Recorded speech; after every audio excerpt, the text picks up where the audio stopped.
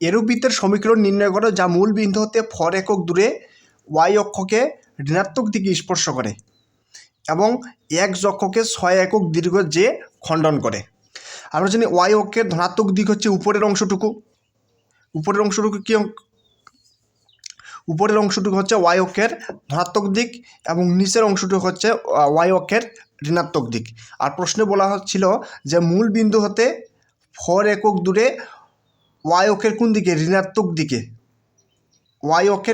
ঋণাত্মক দিকে ওয়াই অক্ষকে বৃত্তটি কী করে স্পর্শ করে, অর্থাৎ মূল বিন্দু হতে এই বিন্দুর দূরত্ব কত 4, মূল বিন্দু হতে এই বিন্দুর দূরত্ব কত 4, তার মানে এই বিন্দুর স্থানাঙ্ক কত হবে, এই বিন্দুর স্থানাঙ্ক হবে 0,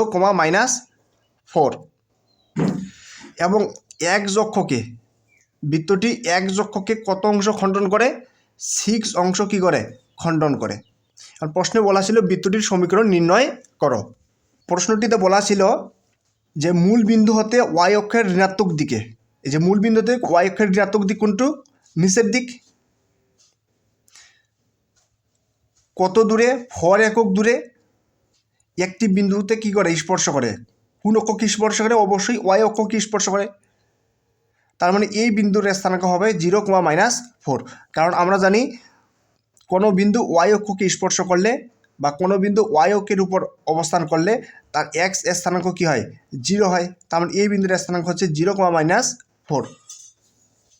তার মানে বৃত্তটি 0, বিন্দুগামী। এখন আমরা প্রথমত বৃত্তটি ধরে নেই। মনে করি বৃত্তটির সমীকরণ x² + y² + 2gx + 2fy + c = 0। এটি 1 নম্বর ইকুয়েশন। এখন এক বৃত্তটি কোন অক্ষকে স্পর্শ করে, ওয়াই অক্ষকে স্পর্শ করে। যেহেতু বৃত্তটি ওয়াই অক্ষকে স্পর্শ করে সেহেতু আমরা লিখতে পারি ab² = c, অর্থাৎ x² + y² + 2gx + 2fy + c = 0। বৃত্তটি যদি x অক্ষকে স্পর্শ করে তাহলে লেখা যায় g² = c, এবং যদি y অক্ষকে স্পর্শ করে তাহলে লেখা যাবে ab² = c। এটা 2 নম্বর ইকুয়েশন।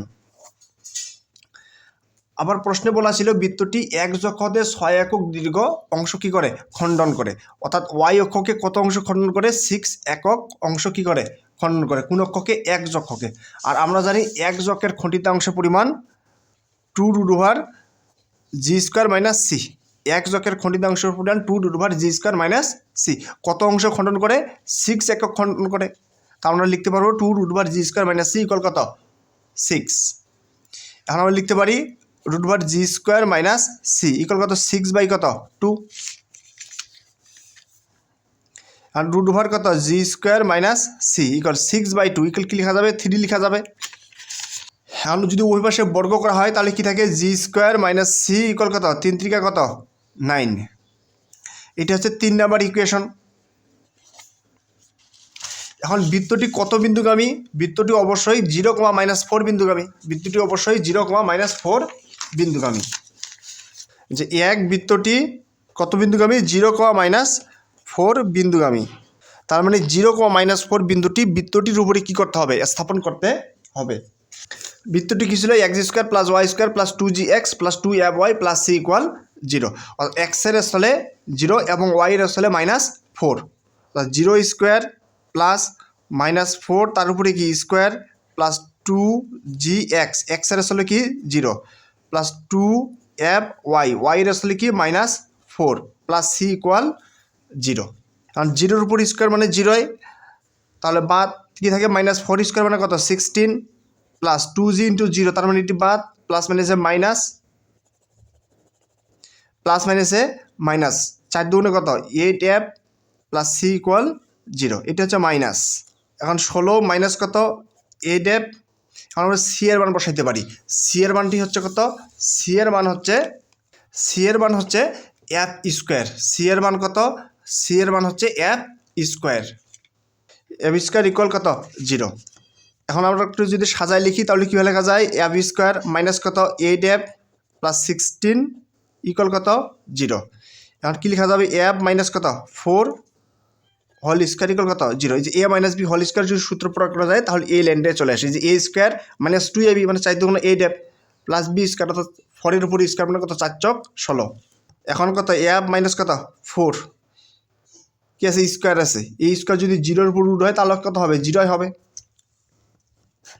অতএব ab ইকুয়াল কত, এটা হচ্ছে কত -4, ওই দিক গেলে কী হবে +4।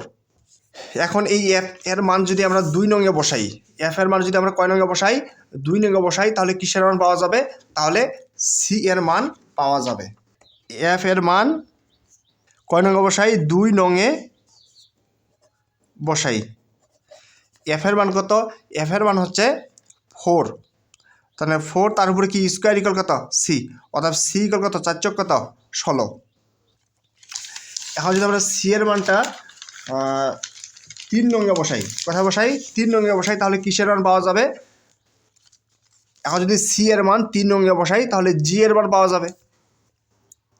সি এর মান 3 নঙে বসাই তাহলে G square minus C, C এর মান কত 16 ইকুয়াল কত 9। তাহলে কি লেখা যাবে জি স্কোয়ার ইকুয়াল কত 9 প্লাস কত 16, অর্থাৎ জি স্কোয়ার ইকুয়াল কত 25। তাহলে G square equal plus minus root হওয়ার কত 25। অতএব জি ইকুয়াল প্লাস মাইনাস কত 5। এখন জি এর মান, এফ এর মান এবং সি এর মান আমরা নিম্ন সমীকরণে বসাই। নিম্ন সমীকরণটি কি, এই যে X square plus Y square plus 2gx plus 2fy plus C equal 0।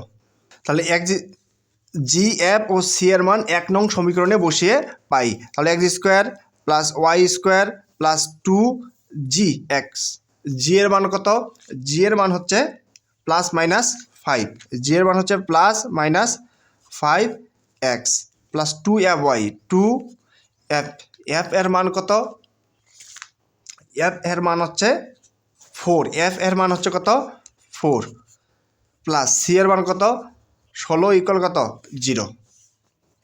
তাহলে কি লেখা যাবে X square plus Y square plus minus 5 দুগুণ কত 10x প্লাস 4 দুগুণ কত 8y প্লাস 16 ইকুয়াল কত 0। আর এটি হচ্ছে নিম্ন বৃত্তটির সমীকরণ।